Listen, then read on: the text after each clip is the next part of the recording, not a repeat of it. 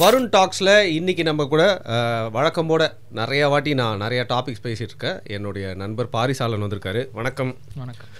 நேராக விஷயத்துக்கு வந்துடுறேன். இப்போது என் ஃப்ரெண்டு ஒருத்தன் எனக்கு கால் பண்ணி என்ன கேட்குறான்னா, என்னடா பாரிசாலன் கூட உட்காந்து பேசிகிட்டு இருக்க, ஏன்டா என்ன ஆச்சு அப்படின்னா, டேய் நீ வந்து சங்கிக்கு எதிரானவனாச்சேடா, அவர் வந்து சங்கியாச்சேடா, எப்படா சங்கினா என்ன, இல்லைடா அவர் டிஎம்கேக்கு எதிராக பேசுகிறாருலடா.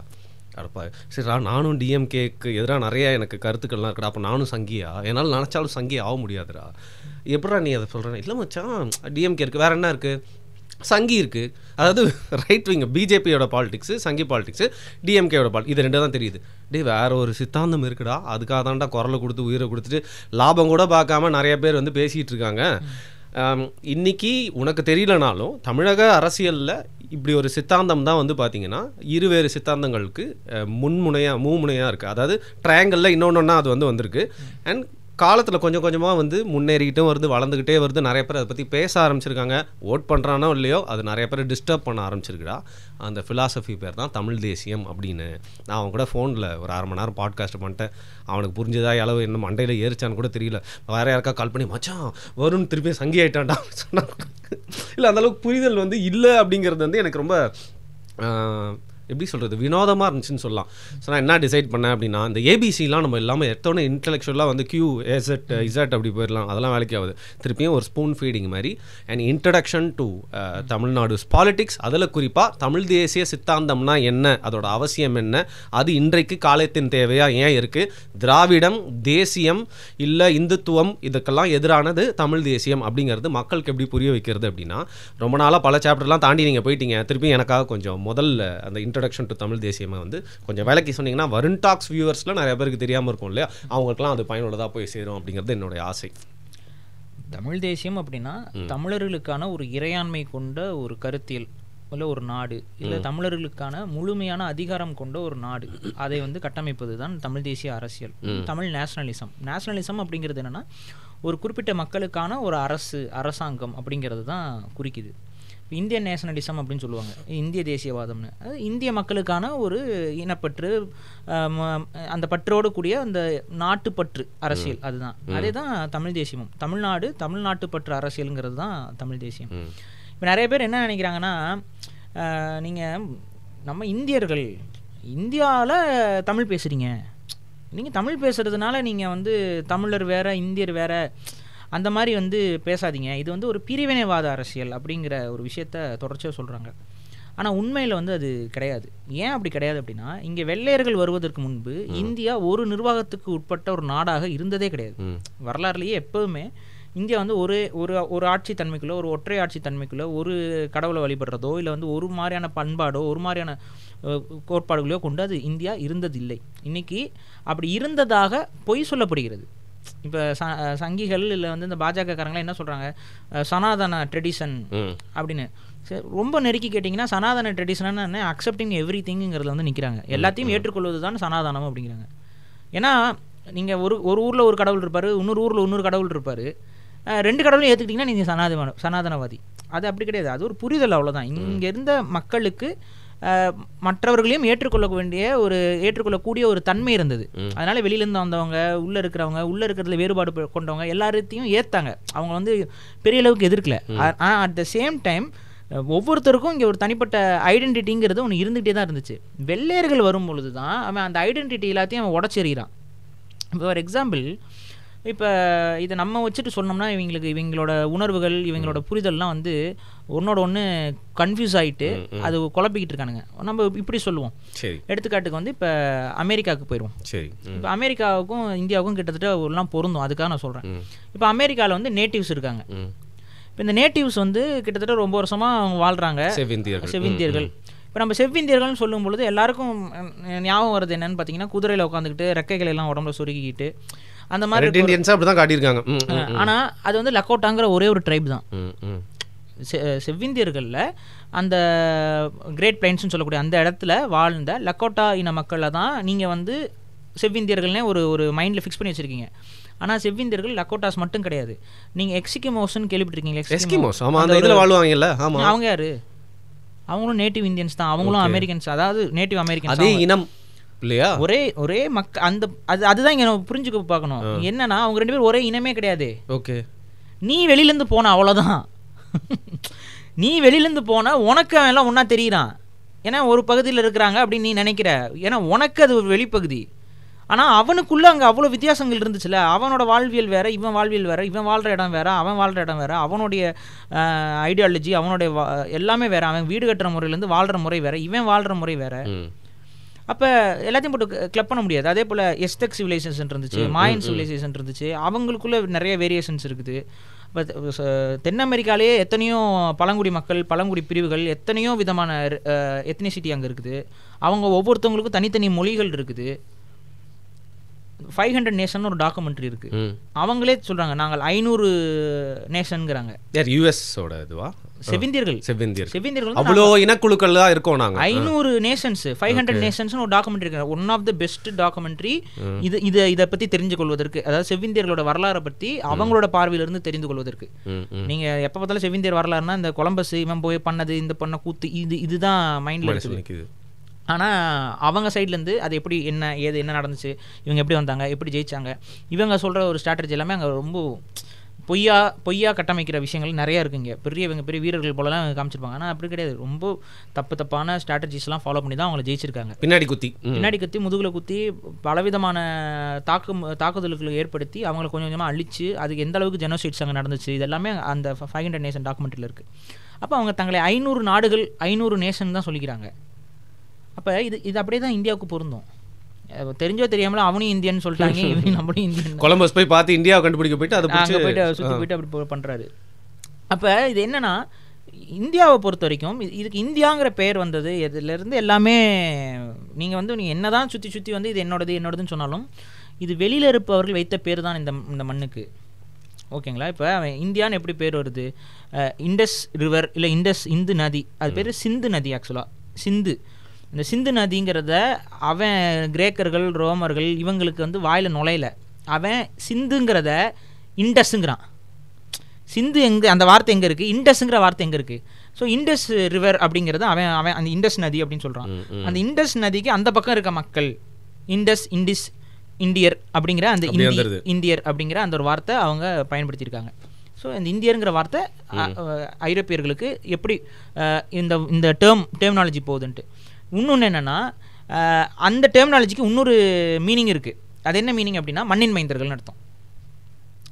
இண்டிஜினியஸ் அப்படிங்கிறாங்கல்ல, இண்டிஜினியஸ்னால் மண்ணின் மைந்தர்கள், ரொம்ப வருஷமாக அங்கே வாழ்கிறவங்க, அது native son of the soils அப்படின்ட்டு. அது என்னென்னா சிந்து சமவெளி நாகரிகம் வந்து ரொம்ப நாகரிகமான ஒரு கலாச்சாரம், ஒரு வேரூன்றிய ஒரு நாகரிகம்ங்கிறனால அது ஒரு பழமையான நாகரிகம். இதெல்லாம் அந்த காலத்தில் இருந்தவங்களுக்கு ரொம்ப வருஷமாக அவங்க இருக்காங்கங்கிறது தெரியும். ஏன்னா ஒரு அந்த டெக்னாலஜிக்கலாக ஒரு க்ரோத் ஒரு இடத்துல நடக்கணும் அப்படின்னா, ஒரு சிவிலைசேஷன் வந்து ஸ்டாண்டப் ஆகி வரணும் அப்படின்னா, இப்போ எகிப்த் சிவிலைசேஷன் இருந்துச்சுன்னா அது ஒரு நாள் 2 நாள் எகிப்துன்னு வந்துடாது. அந்த சிவிலைசேஷன் அவங்க அட்டைன் பண்ணுறதுக்கு 5000 ஆண்டோ 10,000 ஆண்டுகளோ அவங்க தொடர்ச்சியாக அந்த இடத்துல மக்கள் வாழ்ந்துருக்கணும். பல ஸ்டேஜஸ் ஆஃப் எவால்யூஷன் அங்கே நடந்திருக்கும் அந்த ஒரு சிவிலைசேஷனில். அதே போல் இண்டஸ் வேலி சிவிலைசேஷன் வந்து ரொம்ப வருஷமாக இருக்கிற ஒரு சிவிலைசேஷன். அதை பல பேர் அங்கே பார்த்துருக்காங்க, பல ட்ராவலர்ஸ் பார்த்துட்டு போயிருக்காங்க. அப்போ அந்த நேட்டிவிட்டி, மண்ணின் மைந்தர்கள் அப்படிங்கிற வார்த்தைக்கு இண்டிஜினியஸ்னு வருது. ஆங்கிலத்தில் இதெல்லாம் பார்த்தீங்கன்னா இண்டிஜினியஸ் அப்படின்னு வருது. இது ஒன்று. இந்த மக்கள் வந்து வணிகத்தால் தொடர்பு படுறாங்கல்ல, அப்போ தொடர்பு பண்ணும்போது இவங்க கிட்ட இருந்து அதிகமாக ப்ரொக்யூர் பண்ணப்பட்ட ஒரு பொருள் இருக்குது, அதிகமாக வாங்கப்பட்ட விற்பனை செய்யப்பட்ட ஒரு பொருள் இருக்குது. அது வந்து இந்த வண்ணங்கள். இந்த வண்ண டை. ஓகே. அந்த டையில் வந்து பார்த்தீங்கன்னா வெவ்வேறு விதமான கலர்ஸை வந்து அந்த காலத்தில் வந்து மக்கள் வந்து பயன்படுத்தினாங்க. பிளட்டு, அது ரத்தத்துடைய கலரும் கூட, அந்த ரத்தத்தை பயன்படுத்தி கூட கலர்ஸ் வந்து அந்த காலத்தில் ட்ரெஸ்ஸஸுக்கு கொடுத்துருக்காங்க. ஏன்னா பருத்தி வந்து ஒரு மாதிரி எல்லோயிஸ் ஒயிட்டு தான், பியூர் ஒயிட்டும் கூட கிடையாது, ஒரு எல்லோயிஸ் ஒயிட்ல தான் பருத்தி ஆடைகள் இருக்காது. அந்த ஒயிட்னஸ் கொடுக்கறதுக்கும் கூட சுண்ணாம்பு இந்த மாதிரியான பழைய கால முறைகளில் ஹெல்ப் எடுத்துருக்காங்க மற்ற சப்ஸ்டன்ஸ்ல. ஆமாம், அதை வச்சு அந்த கலர்ஸை கொடுப்பாங்க ட்ரெஸ்ஸில். அந்த மாதிரி ரொம்ப யூனிக்கான ஒரு கலர் வந்து என்னன்னு பார்த்தீங்கன்னா இண்டிகா கலர்னு சொல்லுவாங்கல்ல, இந்த ப்ளூ. அந்த ப்ளூ கலர் வந்து இங்கே நம்ம இந்தியாவில் மட்டுமே விளையக்கூடிய அந்த ஒரு மலர் இண்டிகாங்கிற அந்த மலர், அந்த மலருடைய சாயம் தான் அந்த இண்டிகா. நாவப்பழம் கலரில் இருக்கும் இண்டிகா. அந்த இண்டிகான்னு ஏன் அதுக்கு பேர் வருது? சிந்து மக்களால் விவசாயத்தால் செய்யப்படுற அந்த பகுதி இந்தியாவிலேருந்து அந்த இது வரதுனால அந்த மலருக்கு பேர் இண்டிகா அங்கே. சரி, இந்த பேர்லாம் நம்ம இங்கே பயன்படுத்தணுமானா யாருமே இங்கே பயன்படுத்தலை. இதெல்லாம் அவன் வச்சுக்கிட்டு இருந்த பேர். அங்கேருந்து பார்க்கறதுக்கு அவன் நம்மளுக்கு என்னவா தெரியுமோ அந்த பேர் அவன் நம்மளுக்கு வச்சு கூப்பிட்டுட்டு இருக்கான். இப்போ ஃபார் எக்ஸாம்பிள் இப்போ ஒரு ஏலியன் இன்வேஷன் நம்ம உலகத்துக்கு நடக்குது. இப்போ நம்ம என்ன நம்மளை சொல்லிக்கிறோம், ஹியூமன்ஸ் அப்படின்னு சொல்கிறோம். அவன் வரான், அவன் ஊரில் வந்து பார்த்தீங்கன்னா 2 கை இது இருக்குது. ஆனால் அவன் அதே போல் நம்ம ஊரில் அவன் ஊரில் அதே மாதிரி ஒரு குரங்கு இருக்குன்னு வைங்களேன். அவன் ஊரில் ஒரு குரங்கு இருக்கும், அந்த குரங்குக்கும் அது மாதிரி 2 கை 2 கால்னா அவன் என்ன சொல்லுவான், 2 legged monkeys அப்படின்னு சொல்கிறான்னு வைங்க. நம்ம 2 legged monkeysன்னு சொல்லிக்கிறது நமக்கு சரியான பேர் இல்லையே. அவன் சொல்லுவான் 2 legged, அவங்க லாங்குவேஜில் ஏதோ ஒன்று சொல்லுவான், இல்லை ஏதாவது ஒரு கோட் நம்பர் கேங்க அப்படிங்கிறான்னு வைங்க. ஒரு ஏலியன் ஸ்பீசிஸ் ஏதோ ஒன்று சொல்லுது வைங்க. நம்மலாம் இனிமேல் யார் கொக்கே அப்படின்னு சொல்லிக்க முடியுமா? இதே தான் நடந்துச்சிங்க. அவன் வச்ச லாங்குவேஜ், அவன் வச்ச பேர், இது எல்லாமே இந்தியா ஒட்டு மொத்தமாக. சரி, அப்போ என்ன, அப்போ பாரதம்ங்கிறது சரிதானே? இது ஒரு இது என்னென்னா, இவங்கெல்லாம் வந்து ஐரோப்பியர்கள் இந்த டைமில் வந்து வச்ச பேர். இந்த பாரதம், பாரதியா, இந்த கல்ச்சர் இதெல்லாம் வந்து பார்த்திங்கன்னா அதுக்கு கொஞ்சம் முன்னாடி வெளியிலேருந்து வந்த அதே கும்பல் அந்த பகுதியிலேருந்து தான் வந்துச்சு. அந்த கும்பல் என்ன பண்ணுது, இங்கே இருக்க கதை எல்லாத்தையும் கொஞ்சம் உடான்ஸ் சமைச்சு போட்டு பொய்களெல்லாம் நிறையா புகுத்தி அதில் வந்து பார்த்திங்கன்னா பரதன் ஒரு அரசர் தான். இப்போ கவனிங்க, பரதன் அப்படின்னா அது பரத நாடு தானே, அது எப்படி பாரத நாடாக மாறிச்சு?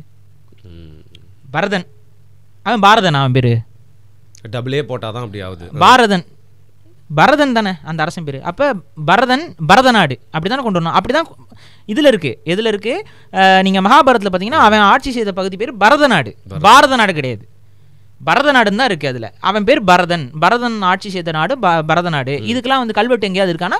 இது வரைக்கும் இந்தியா முழுக்க செஞ்ச எந்த ஒரு ஆர்கியாலஜிக்கல் எவிடன்ஸையும் பரத நாடு இது, அதோட எல்லை இது, பரத நாட்டு கல்வெட்டு இதுன்னு ஒரு கண்டுபிடிப்பும் இது வரைக்கும் குண்டுமணி ஊசி இடத்தம் கூட இது வரைக்கும் காட்டலை.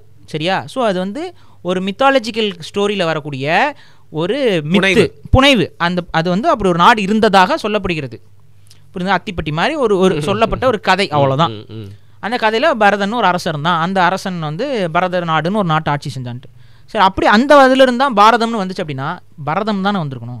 பாரதம்ங்கிற பேர் எங்கேருந்து வந்துச்சுன்னு பார்த்தீங்கன்னா, பார் அப்படின்னா குளோப்னு அர்த்தம். பார்னா உலகம், பார் உலகம். இந்த பார் அப்படிங்கிறது வந்து தமிழர்கள் வந்து உலகத்தையே நீங்கள் பழைய சங்க இலக்கிய பாடல்களில் பல பாடல்கள் எடுத்துட்டீங்க அப்படின்னா பார் அப்படிங்கிறதுலாம் உலகத்தை சொல்கிறது. இந்த பார் அப்படிங்கிற இந்த வார்த்தை உலகத்தை மட்டும் குறிக்கல. அந்த காலத்தில் உலகம்ங்கிறது அந்தந்த மக்கள் வாழக்கூடிய பகுதிகள் எல்லாமே குறிக்கிறது தான்.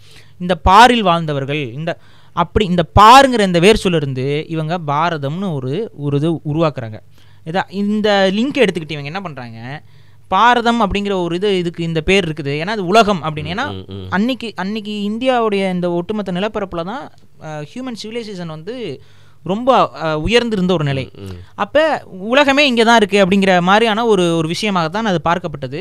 அந்த அடிப்படையில் பார் என்பது உலகத்தை குறிக்கும், அது இந்தியாவை மட்டும் குறிக்காது. ஆக்சுவலாக அந்த பாருங்கிற உலகத்திலிருந்து வரக்கூடிய ஒரு இடத்த எடுத்துக்கிட்டு பாரதம்னா இதுவும் உண்மையாகவே இந்தியாங்கிற இந்த எல்லை பரப்பை குறித்ததில்லை. இஸ்லாமியர்கள் ஹிந்துஸ்தான்னு சொன்னாங்க. அது வேணா இந்தியாவோட எல்லை பரப்பை குறிக்கும். ஏன்னா அவங்களோட பார்வையில் ஹிந்துக்கள் கிடையாது, சிந்து நதிக்கு அந்த பக்கம் இருக்கிறது ஹிந்துஸ்தான் அப்படின்னு சொல்லுவாங்க. ஏன்னா அவங்க வந்து அதை பாருங்க, அந்த ஒரே பேர் சொல்லிட்டாங்க, அந்த நதி தாங்க அதுக்கு. நம்ம அதுக்கு சிந்துன்னு பேர் வச்சோங்க. சிந்துங்கிறது என்னன்னா சிந்துறதுன்னு அர்த்தம், வேற ஒன்றும் கிடையாது. கிளேசியர்லேருந்து தண்ணி சிந்தி வர்றதுனால சிந்து நதி, மேலே ஹிமாலயன் கிளேசியர்லேருந்து வருது, அது ஒரு சிந்து நதின்னு பேர் வருது. கங்கைன்னா என்னங்க, கங்கை அப்படிங்கிறது கொங்கைங்க. கொங்கைன்னா பிரஸ்ட் மில்க் எப்படி பிரஸ்ட்லேருந்து வருதோ அதே போல் மலை உச்சியிலேருந்து பிரஸ்ட் மில்க் போல் தாய்ப்பால் போல் வருவதனால கங்கைன்னு பேர். இதெல்லாம் தமிழர்கள்ங்கிறத விட சிந்து சமவெளி தமிழர்கள் வச்ச பேர்.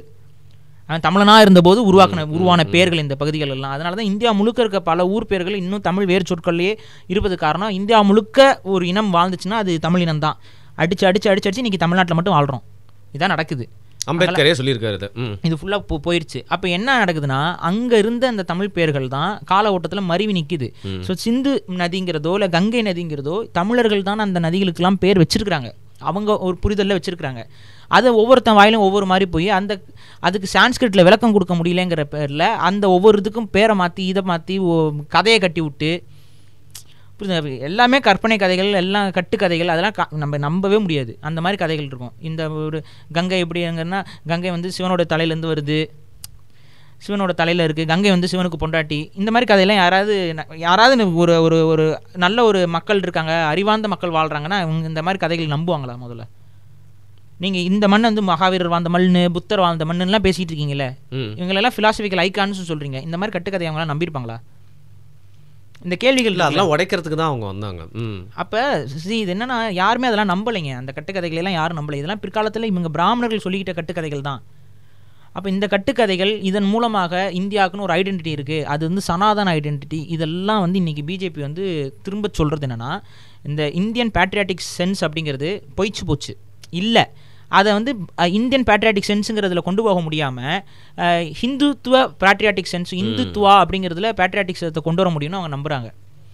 முடியாதுங்கிறேன் நான். முடியாதுங்கிறத விட அது அபத்தம். இங்கே வந்து ஒவ்வொன்றும் தேசிய இனங்களாக கட்டமைக்கப்பட்டிருக்கிறோம். இப்போ நீங்கள் எடுத்துக்கிட்டிங்கன்னா இந்த ஒட்டுமொத்த ஐடியாலஜியுமே ஒற்றை இந்தியா அப்படிங்கிற இடத்துக்குள்ளேருந்து நீங்கள்லாம் வந்து இந்தியர்கள் இந்தியாவில் தமிழ் பேசுகிறீங்க அப்படிங்கிற ஒரு மைண்ட் செட்டில் நிறைய பேர் இன்னும் வாழ்ந்துட்டு இருக்காங்க. தமிழ் தேசியம் என்ன சொல்லுதுன்னா, அப்படி ஒரு மைண்ட் செட் இல்லை. நாங்கள் சொல்கிறது, தமிழர்கள் நாங்கள் இங்கே வாழ்ந்துட்டு இருந்தோம். ஒரு காலத்தில் இந்தியா முழுக்க பரவி வாழ்ந்தோம். அந்நிய படையெடுப்புகள் பல வந்துச்சு.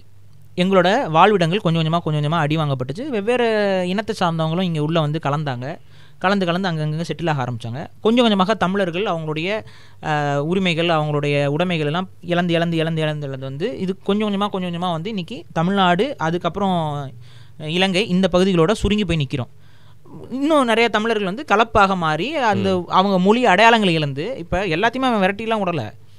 அங்கே இன்றைக்கி பெங்காலிகள் இருக்காங்க. பெங்காலிகளுக்கும் தமிழர்களுக்கும் பார்த்தீங்கன்னா ரொம்ப வித்தியாசம் இருக்காது. பார்த்துருக்கீங்களா? ஏன் அப்படி இருக்குது? ரீசன் என்ன? ஒரே இனம் தான். ஆனால் ஒரு காலத்தில் அப்படியே கொஞ்சம் கொஞ்சமாக அந்த மொழி, அந்த ஐடியாலஜி இதெல்லாம் இழந்து அவங்க அது அந்த தன்னோட ரூட்ஸை இழந்துட்டா தான் வேறு என்ன அப்படிங்கிறது, அதனால தான் ஒரு ஐடென்டிட்டி இல்லாமல் போயிடுச்சு. அது மாதிரி போயிடுறாங்க. இப்போ அப்படி போயிடுச்சு.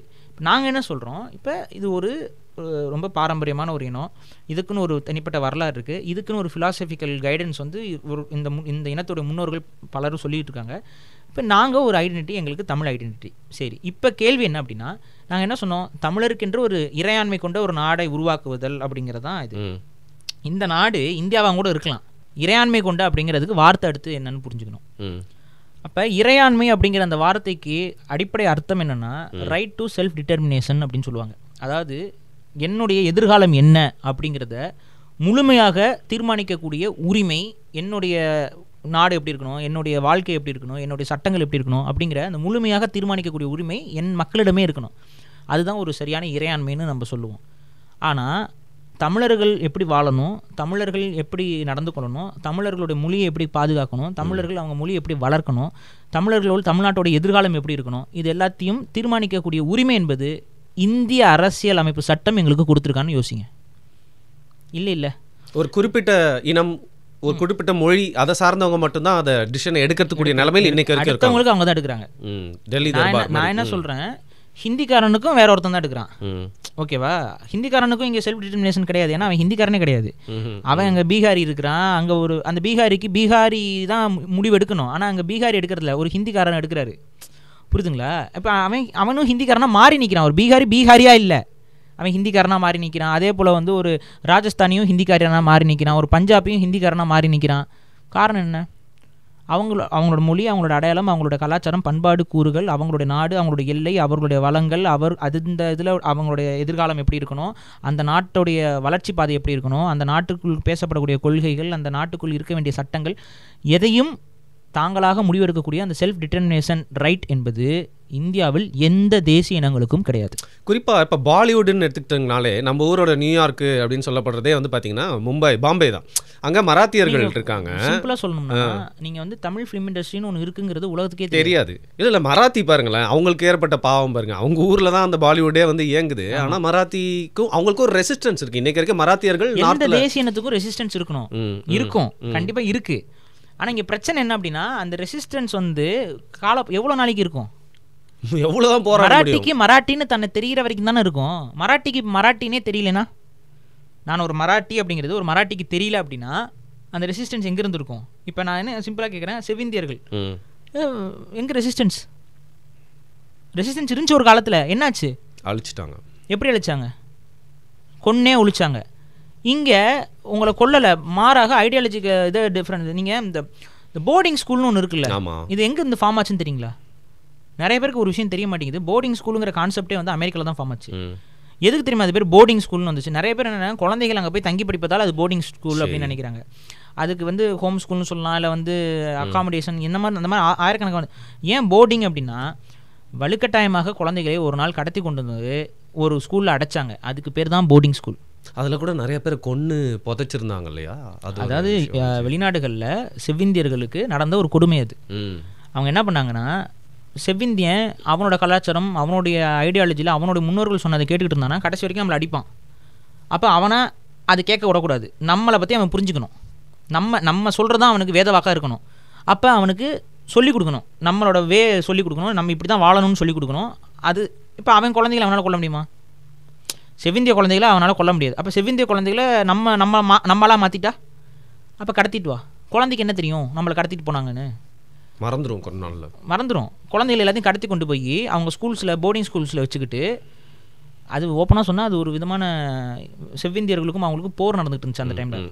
அது ஒரு பெரிய வரலாறு, அது பேசினா அது தனி டிஸ்கஷன் போயிடும். பட் ஒரு போர் நடந்துகிட்டு இருந்த காலகட்டம். அந்த காலகட்டத்தில் அவங்க என்ன பண்ணாங்கன்னா, செக்யூரிட்டி வேணும். அவங்க குழந்தைகளெல்லாம் கடத்திட்டு வந்து இங்கே உள்ளே வச்சுட்டாங்கன்னா துப்பாக்கி சூடு நடத்த முடியாதுல்ல. பணைய கைதிகள் மாதிரி தான் அந்த குழந்தைங்க. அப்போ அவங்க குழந்தைகளை மீட்கணும்னா வரணும், அவங்க ரொம்ப சேஃபாக வச்சுருப்பாங்க. அவ்வளோ சீக்கிரம் வந்து துப்பாக்கி சூடோ இல்லை ரொம்ப மாசாக போய் இவங்க அட்டாக்கோ பண்ண முடியாத மாதிரி ஒரு சுச்சுவேஷன் வச்சுக்கிட்டு அந்த குழந்தைகளை சொல்லிக் கொடுக்கறது மூலிமா கொஞ்சம் கொஞ்சமாக மூல செலவு பண்ணி அந்த குழந்தை இந்த மாதிரி லைஃப் வந்து வாழக்கூடாது, எங்களை மாதிரி தான் வாழணும், இதான் சிவிலைசேஷன், உங்களை மாதிரி வாழ்றது சிவிலைசேஷன் கிடையாது அப்படிங்கிற மாதிரி ஒரு இதை உருவாக்கி அந்த குழந்தைகளை படிக்க வச்சு எஜுகேஷன் கொடுக்குறோம் அப்படிங்கிற மாதிரி ஒரு தோற்றம் இருந்தாலும், இது ஒரு வலுக்கட்டாயத்தின் பேரில் அது ஒரு இன அழிப்பு, அவனோட ஐடென்டிட்டியை அழிச்சிடுறது, பேரை மாற்றிடும். மொதல் விஷயமே பேரை மாற்றுறது. இப்போ தமிழர்களுக்கு இது நடந்திருக்கா இல்லைன்னு பாருங்கள். யாரும் வலுக்கட்டாயமாக பண்ணல, ஆனால் இங்கே எதுவுமே நடந்திருக்குல்ல, ஏதோ ஒரு ப்ராசஸ் நடந்திருக்கு. வலுக்கட்டாயமாக நீ தமிழில் பேர் வைக்கக்கூடாதுன்னு சொல்லலை, ஃபேஷன் அப்படி ஃபேஷன்னு நம்ம சொல்லிட்டு போக முடியாது. நான் என்ன சொல்கிறேன்னா, யாருமே இங்கே பிடிச்சி மிரட்டி நீ தமிழில் பேர் வைக்கக்கூடாது, பிறக்கக்கூடிய குழந்தைகளுக்கு தமிழில் பேர் வைக்கக்கூடாதுன்னு சொல்லி எனக்கு தெரிஞ்சு எப்படி பார்க்கணும். தமிழ் இல்லைன்னே நிறைய பேருக்கு தெரியல. அதுதாங்க, அது எப்படி சாத்தியப்பட்டுச்சு, யாரால சாத்தியப்பட்டுச்சு? நான் சொல்கிறேன், இன்றைக்கி அதிகமாக ஜோசியம் பார்க்குறவங்க யார்? எனக்கு தெரியல. எந்த கம்யூனிட்டி? சும்மா உடான் சுடாதீங்க. ஜோசியம் பார்க்குறாங்களா? அம்பலத்தார் அப்படிங்கிறவங்க இருப்பாங்க. இப்போ இங்கே தமிழ்நாட்டில் புகழ்பெற்ற ஜோசியக்காரங்க இருக்காங்க. ஆமாம்.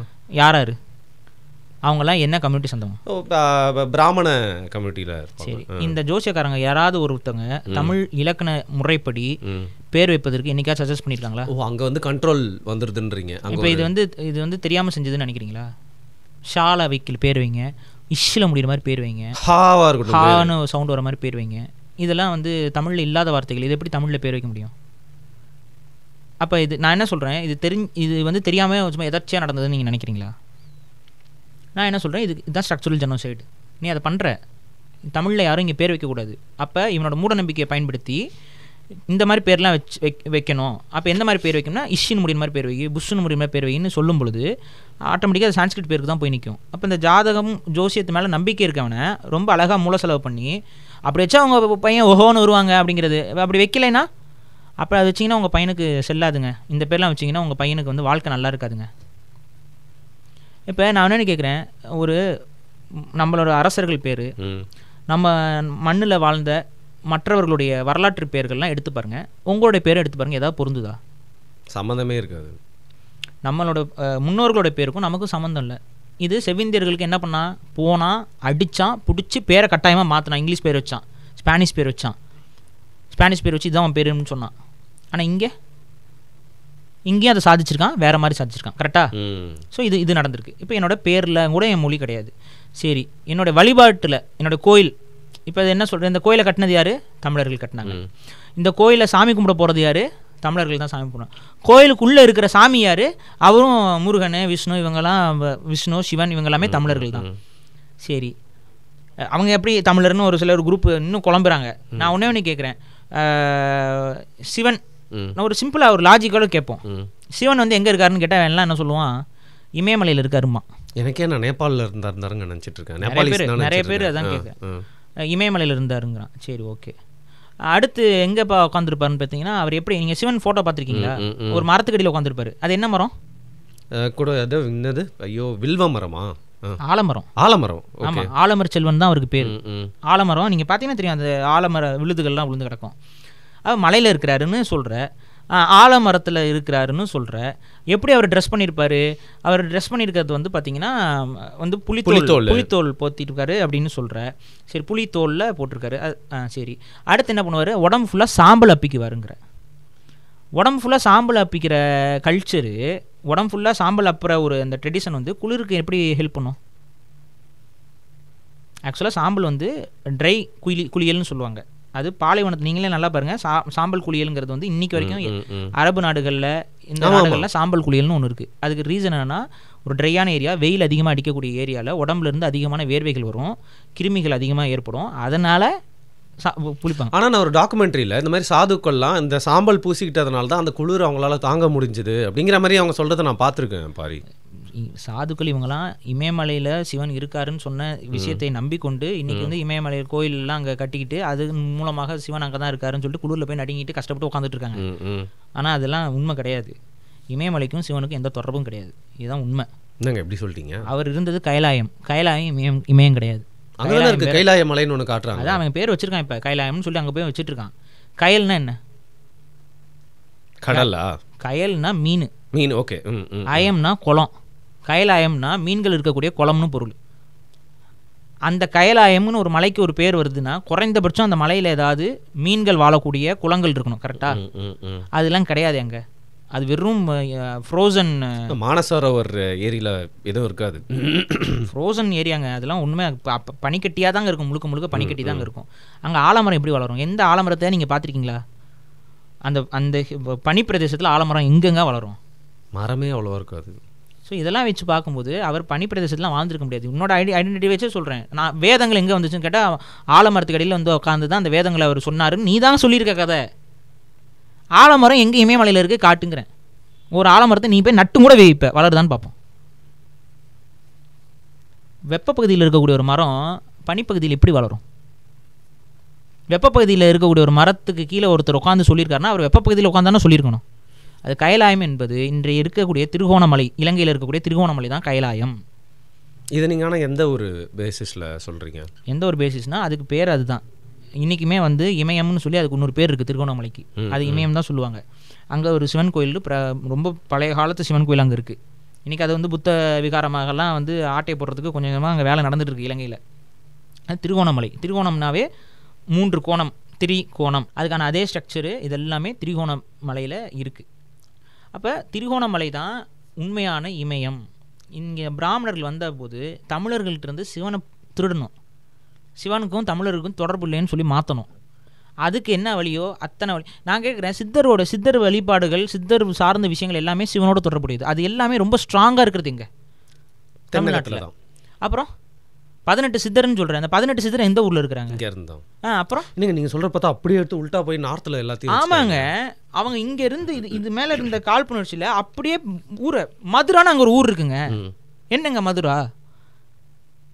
மதுரை ஊரை அப்படியே அழகாக அந்த ஊரை அதே பேரை அப்படியே கொண்டு வந்து மதுரான்னு பேர் வைக்கிறீங்க ஏன்?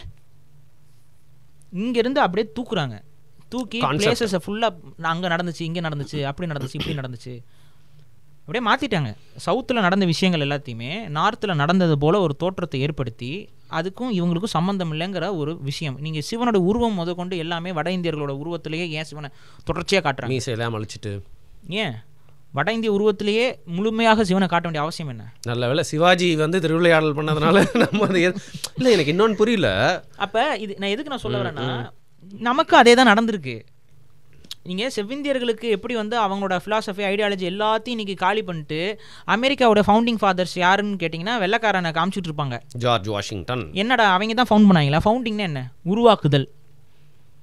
நீ தான் உருவாக்குனியா? அது நீ போனடா, நீ அங்கே போன வந்தேரி. அது வந்தேரினா என்ன? ஒரு இன்ட்ரூடர்ம்பாங்க. வந்தேரிங்கிறதுக்கு ஆக்சுவலான ஒரிஜினல் டெர்மினாலஜி ஆங்கில மொழியில் இன்ட்ரூடர், இன்வேடர் பண்ணுறான். Invader, intruder. அப்போ நீ வந்தேறினவன், நீ ஒரு இன்ட்ரூடர். நீ இன்ட்ரூடர் போயிட்டு நீ தான் வந்து ஃபவுண்ட் பண்ணுங்கிற. அதே தான் இங்கே வெளியிலேருந்து வந்தாங்க, வந்துட்டு இங்கேருந்த விஷயங்கள் எல்லாத்தையும் அவங்களோட தான் தங்களோட தான் மாற்றிக்கிறாங்க. வேதத்தில் சொல்கிறாங்கங்க, வேதத்தில் புலம்புறாங்க இவங்களே. வேதத்துல எல்லாம் ஆல்டர்டு வெர்ஷன் தான். ஒரிஜினல் வேதத்தை ஃபுல்லாக இது பண்ணி ஆல்டர் பண்ணி அந்த வேதத்தில் வந்து ஆணுறுப்பை வழிபடக்கூடிய மதத்தை எதிர்த்து பேசியிருக்கிறார்கள் பிராமணர்கள். இப்போ இந்த ஆணுறுப்பை வழிபடுற மதம் எது? இந்து மதம்.